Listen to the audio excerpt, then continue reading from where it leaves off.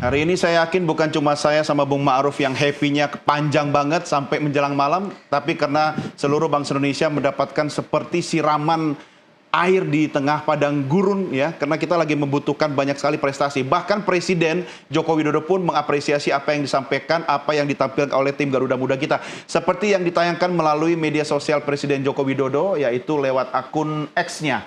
Ya, ini prestasi luar biasa dari tim nasional atau timnas sepak bola U23 Indonesia setelah mengalahkan Korea Selatan di perempat final Piala Asia AFC U23. Pertama kalinya Indonesia berhasil mencapai babak semifinal di kompetisi ini. Sangat bersejarah. Selamat kepada timnas Garuda Muda. Semoga dalam babak semifinal Indonesia dapat memanfaatkan peluang sebaik-baiknya dan meraih tiket menuju Olimpiade Paris 2024.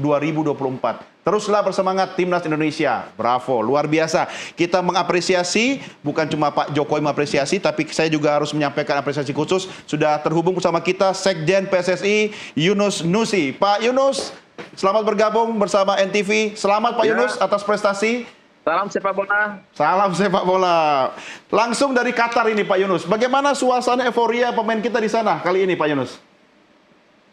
Ya, alhamdulillah. Terima kasih atas doa dan dukungan masyarakat Indonesia.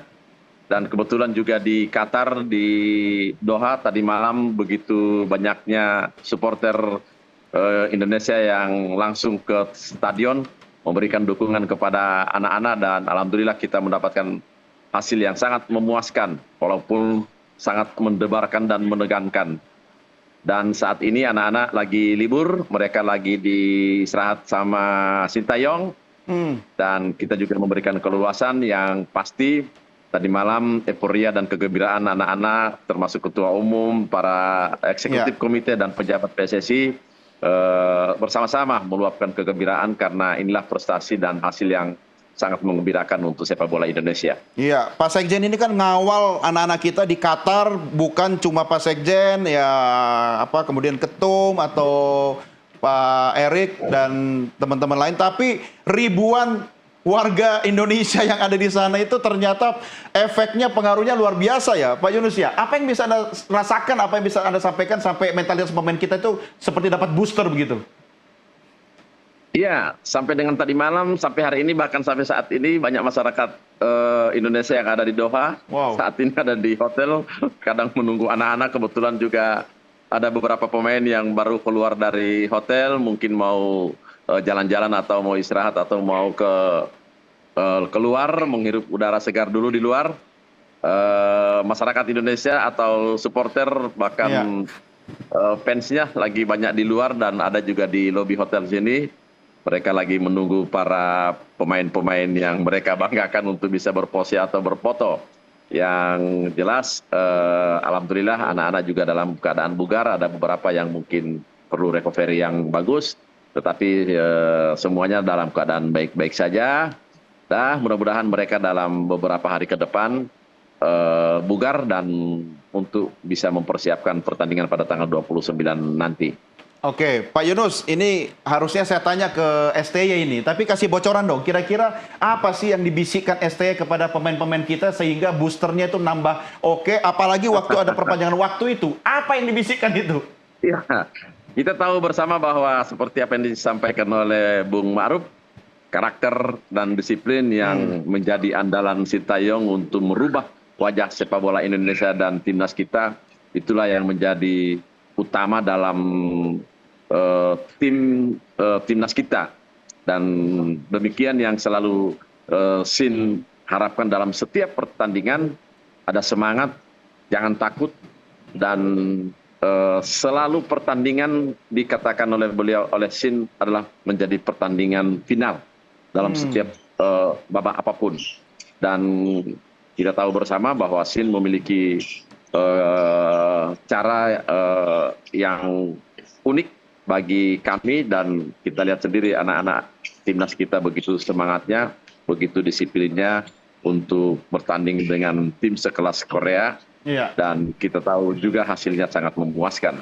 Iya, beberapa waktu lalu saya ngobrol sama Bung Ma'ruf juga bercanda-bercanda nih. Ini yang kita lawan ini mereka minum ginseng ini Pak Yunus. Tapi ternyata nggak kalah juga dengan jamu gendongnya pemain kita ini ya. Apa ini kira-kira resepnya nih selain apa yang STY lakukan, mentalitas pemain kita sudah oke, manajemen dari perserikatan menurut saya juga penting ini Pak. Iya, bahkan hari ini tadi malam Pak Ketua Umum meminta dan memesan ke saya untuk harus bertahan di Doha beserta beberapa eksekutif komite untuk menemani, melayani dan mengawal anak-anak, mengawal timnas kita, dan itu memang sudah menjadi tugas saya selaku Sekretaris Jenderal. Jen, Pak Sekjen, layani maksimal apa kebutuhan timnas, itu pesan Ketua Umum ke saya dan saya harus maksimal untuk melayani mereka. Karena mereka juga harus kita berikan yang terbaik, pelayanan yang terbaik dari federasi, dan itu juga yang harus saya lakukan. Arahan Ketua Umum demikian.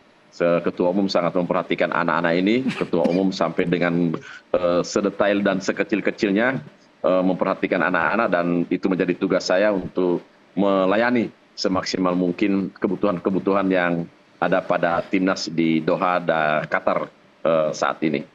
Oke, makanya wajahnya Pak Yunus walaupun capek tetap happy nih ya sampai hari ini. Ya, harus happy walaupun belum tidur demi timnas Indonesia. Waduh. Sama semangatnya dengan masyarakat Indonesia yang sampai dengan tadi pagi belum tidur. Makanya kata Bung Ma'ruf ini memang hari begadang nasional ya. Tapi saya mau ajak Pak Yunus, Bung Ma'ruf, kita lihat juga nih apa yang tadi Pak Yunus ceritakan. Pak Ketum kita ini melakukan all out lah untuk menyiapkan anak-anak dan difasilitasi. Termasuk apa respon sikap Ketum PSSI terkait dengan prestasi Garuda Muda kita di lapangan. Kita lihat cuplikannya nih.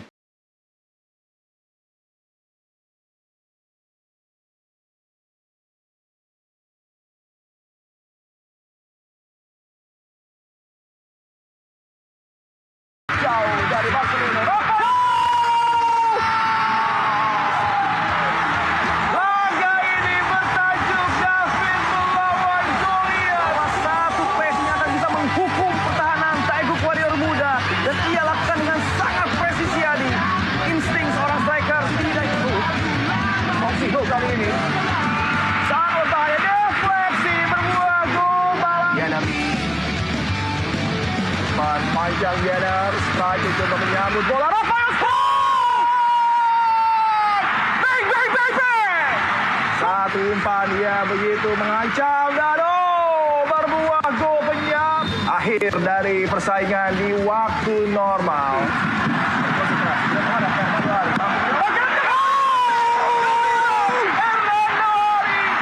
Membaca dengan tepat. Tamarhan, jalan penuh konsentrasi.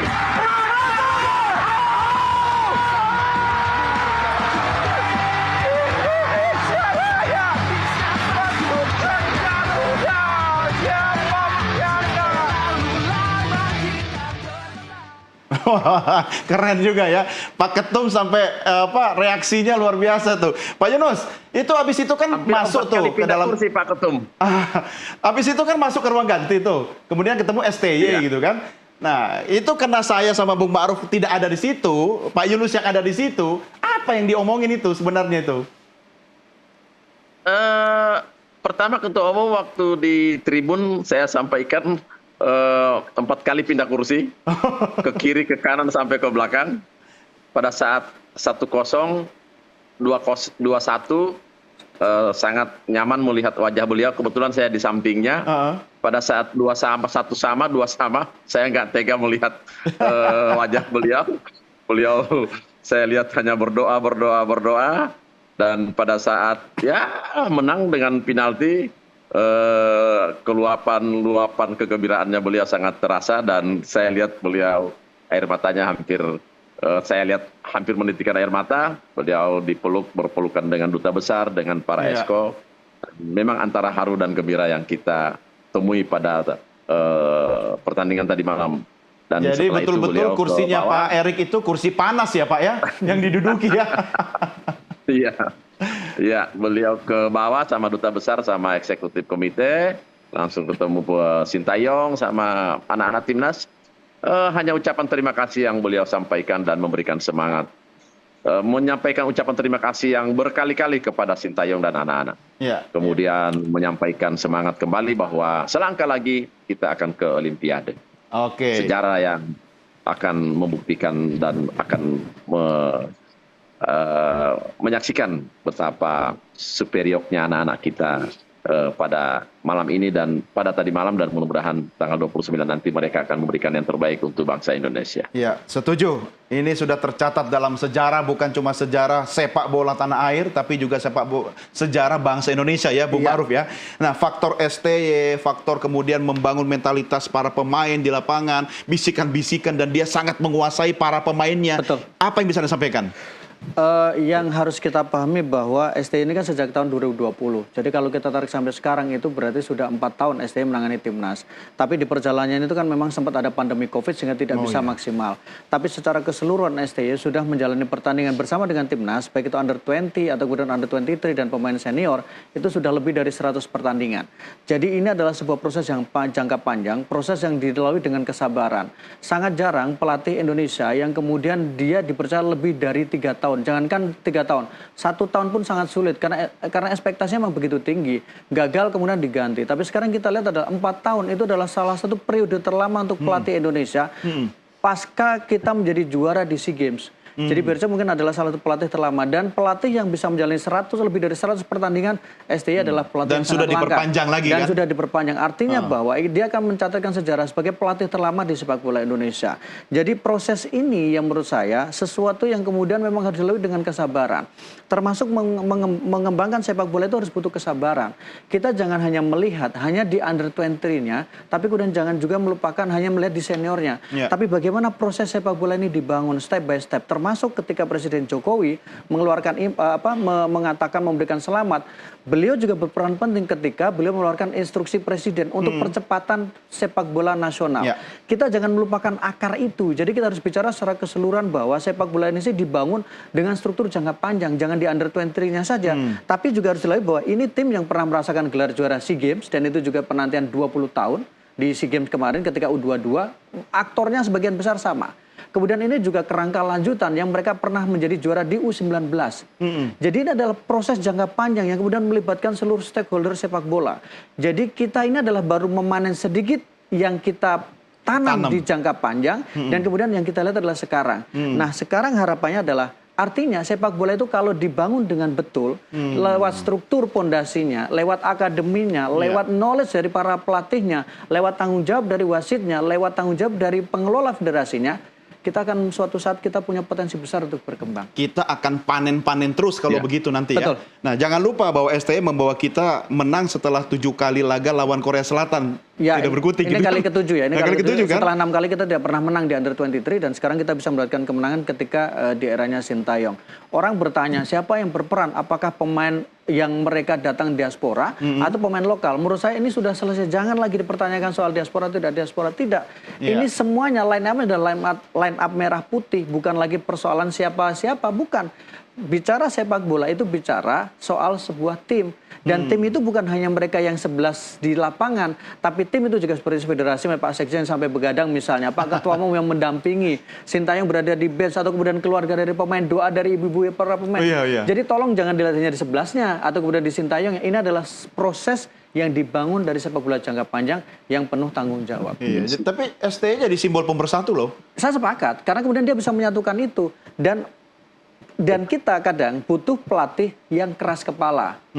Pelatih yang kemudian tidak mengikuti flow di media sosial. Tapi pelatih yang yakin dengan apa yang dilakukan, dia bertanggung jawab dengan apa yang dilakukan. Sama seperti saya tadi mengatakan, hoki cara kasih apa sih ketika dipercaya senior gitu kan. Tapi kan STY melakukan itu. Atau kemudian ketika STY banyak saran memanggil pemain A yang dia top score di Liga 1. Kalau dia menurut dia tidak sustainable untuk timnya, ya nggak akan dipanggil. Dia punya keyakinan sendiri ya. Dia punya keyakinan dan dia sendiri. Buktikan gitu kan. Dan dia buktikan itu, dan dia pasti punya resiko menghitung itu. Oke Bung, itu komitmen STY. Tapi komitmen kita melalui perserikatan, federasi juga harus kita tanyakan ke Pak Sekjen nih. Pak Yunus, masa depan STY di Indonesia, walaupun kata Bung El Rumit tadi ini sudah pelatih terlama dalam sejarah sepak bola di Indonesia.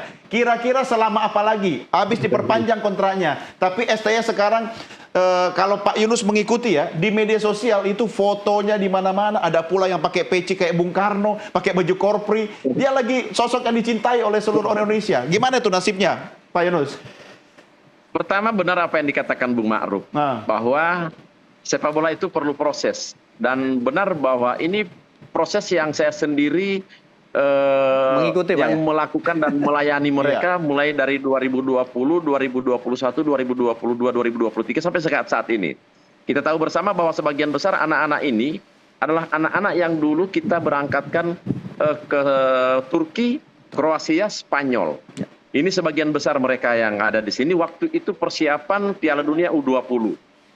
Nah, begitu besarnya dukungan pemerintah, Bapak Presiden dan Menteri Pemuda Olahraga ketika itu, yang kemudian memberikan fasilitas yang baik terhadap PSSI, maka proses itu kita lakukan secara maksimal oleh federasi. Dan alhamdulillah disambut oleh Pak Ketua Umum Bapak Erick Thohir di 2023-2024, maka jadilah tim ini tim yang bagi kami adalah tim terbaik saat ini di U23.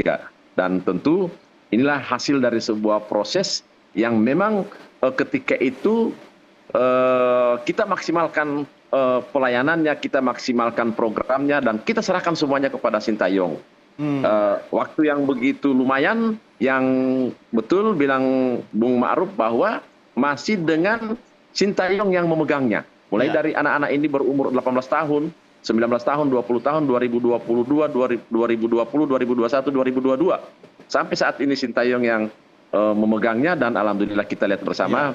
Artinya ini Pak hasil Sekjen, Anda yang mau kita dapatkan dari menegaskan sebuah proses. bahwa nasib STY di Indonesia masa depan masih cerah ya Pak ya? Masih sangat dibutuhkan oleh sepak bola Indonesia. Oke. Baik, Pak Yunus, Bung Ma'ruf, kita rehat sejenak. Kita akan lanjutkan diskusi kita di segmen berikutnya. Tetap bersama kami.